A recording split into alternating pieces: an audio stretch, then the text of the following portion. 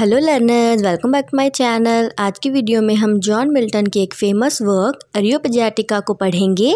अगर हम बात करें जॉन मिल्टन की तो इंग्लिश लिटरेचर में उनका बहुत बड़ा नाम है। वो इतने बड़े पोएट थे कि प्यूरिटन एज उनके नाम से जानी जाती है, यानी कि एज ऑफ मिल्टन।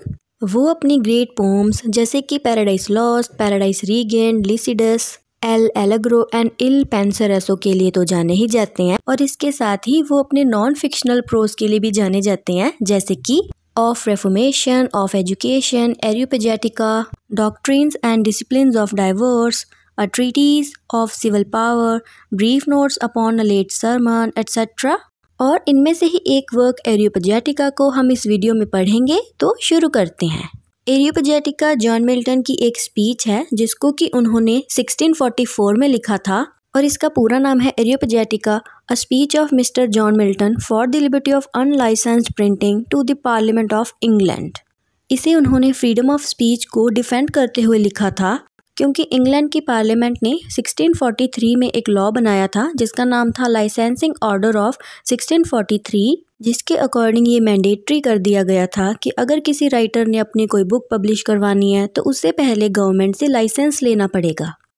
तो ये फ्रीडम ऑफ एक्सप्रेशन पे सीधा एक अटैक था जिसको कि जॉन मिल्टन ने क्रिटिसाइज किया था, इसीलिए उन्होंने स्पीच को लिखा था। उस टाइम पार्लियामेंट में मेजॉरिटी प्रोटेस्टेंट्स की थी जिन्हें प्रेस्बिटेरियंस बोलते थे, और ये लोग थोड़े रिजिड थे, चर्च एंड गवर्नमेंट के अगेंस्ट ये लोग कुछ भी टॉलरेट नहीं करते थे।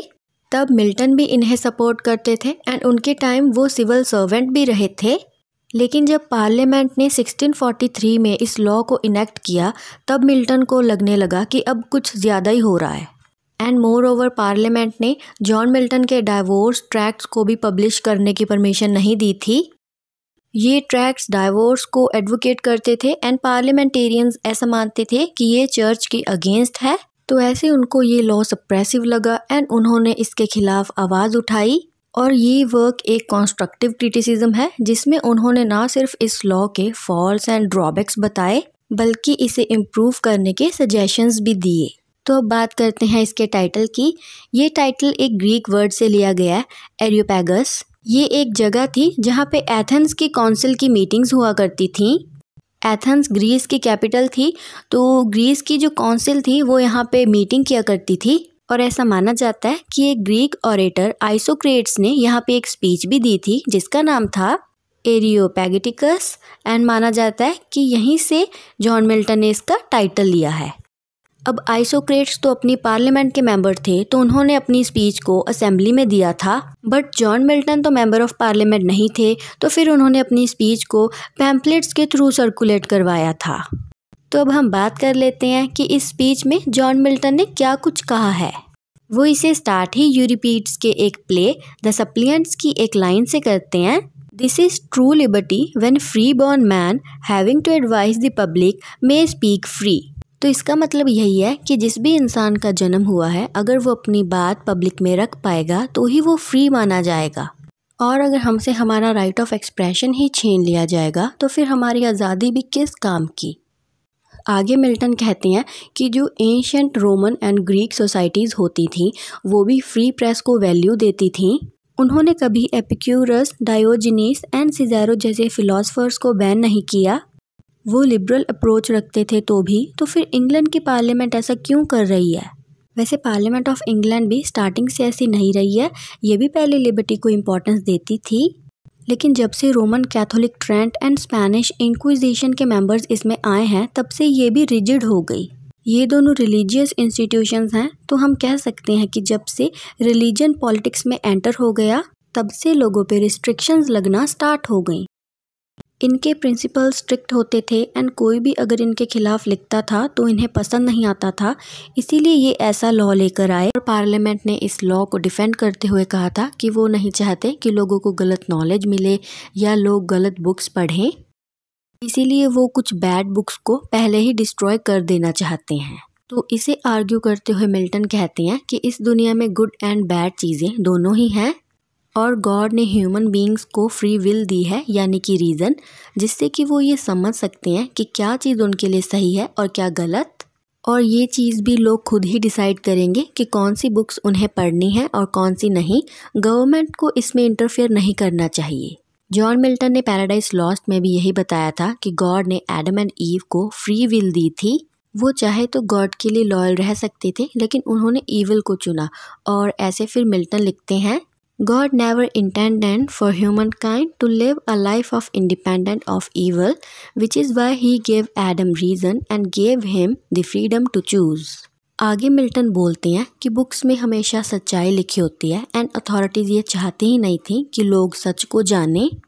अगर लोग ट्रूथ तक पहुंचेंगे तो वो अपने सिस्टम के फॉल्ट्स के बारे में जानेंगे एंड अवेयर होंगे, और फिर वो गवर्नमेंट के अगेंस्ट प्रोटेस्ट करेंगे। और गवर्नमेंट इन्हीं चीज़ों को तो रोकना चाहती है थ्रू सेंसरशिप। इससे लोगों की सोचने की क्षमता कम हो जाएगी एंड उनका रीज़न भी ख़त्म हो जाएगा, जो कि सोसाइटी के लिए हार्मफुल होगा। हमें नेचर के 4 एलिमेंट्स के बारे में तो पता ही है, air, water, fire and earth. और मिल्टन ने 5th एलिमेंट भी बताया है, जो कि है रीज़न। तो ऐसे पार्लियामेंट नेचर के एक एलिमेंट को ही ख़त्म कर देगी इस सेंसरशिप से। आगे मिल्टन कहते हैं कि इस लॉ से स्कॉलर्स, इंटेलेक्चुअल्स एंड फिलोसफर्स की भी इंसल्ट होगी, क्योंकि ये लोग अपने किसी फ़ायदे के लिए बुक नहीं लिखते, ये तो बस ट्रूथ को लोगों के सामने लाना चाहते हैं। इस दुनिया में जो बड़े बड़े फिलोसफर्स हुए हैं जैसे प्लेटो एंड एरिस्टोटल, क्या वो किसी इकोनॉमिक गेन के लिए बुक्स लिखते थे? वो तो बस लोगों को सही रास्ता दिखाने के लिए बुक्स लिखते थे। यहाँ पे मिल्टन बताते हैं कि जब एक बार वो इटली गए थे तो उन्होंने देखा कि इटालियन गवर्नमेंट ने गैलीलियो को जेल में डाल दिया था, क्योंकि उन्होंने ये कहा था कि अर्थ इस यूनिवर्स का सेंटर नहीं है, बल्कि ये तो खुद सन के अराउंड चक्कर लगाती है। और ऐसी डिस्कवरीज एंड इन्वेंशंस को तो चर्च बिल्कुल नहीं मानता था। रोमन कैथोलिक चर्च काफ़ी स्ट्रिक्ट होता था एंड इसे थोड़ा लिबरल बनाने के लिए एक न्यू सेक्ट प्रोटेस्टेंटिज्म आया, बट ग्रेजुअली ये भी स्ट्रिक्ट हो गया, जिसका प्रूफ हमें यहीं से मिल रहा है कि इन्होंने ही सेंसरशिप लॉ बनाया। पार्लियामेंट ऐसा कहती है कि हम लोगों को बैड इन्फ्लुएंस से बचाना चाहते हैं एंड डेंजरस इन्फॉर्मेशन को स्प्रेड होने से रोकना चाहते हैं। तो मिल्टन कहते हैं कि आप सिर्फ बुक्स को ही क्यों, बल्कि सॉन्ग्स, डांस एंड इसके अलावा उन सभी चीज़ों को बैन कर दीजिए जो हमें इन्फ्लुएंस करती हैं। जैसे थिएटर्स को भी इन्होंने बैन कर रखा था एंड वो भी तब खुले थे जब इंग्लैंड में मोनार्की रीस्टोर हुई थी 1660 में। तो अब मिल्टन फिर से वही बात कहते हैं कि आप बुक्स को पब्लिश होने से पहले ही क्यों रोकना चाहते हैं। उन्हें पब्लिश होने दीजिए एंड लोगों को ये डिसाइड करने दीजिए कि उन्हें क्या पढ़ना है और क्या नहीं। और एक अच्छी बुक को पब्लिश होने से रोकना एक ह्यूमन बीइंग का मर्डर करने के इक्वल है। A good book is the precious lifeblood of a master spirit embalmed and treasured up on purpose to a life beyond, says Milton. तो ये थी इस वर्क से रिलेटेड कुछ इम्पॉर्टेंट बातें।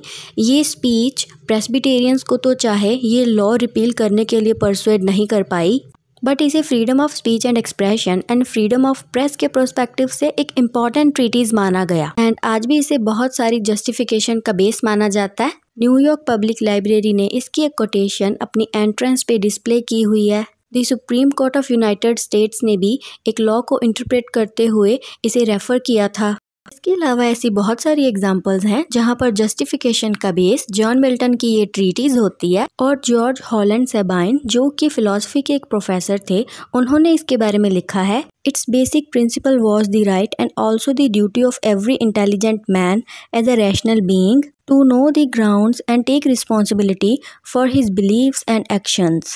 Its corollary was a society and a state in which decisions are reached by open discussions, in which the sources of information are not contaminated by authority in the interest of party, and in which political unity is secured not by force but by a consensus that respects variety of opinion. So here comes the end of the video. Don't forget to like, share and subscribe if you found it helpful.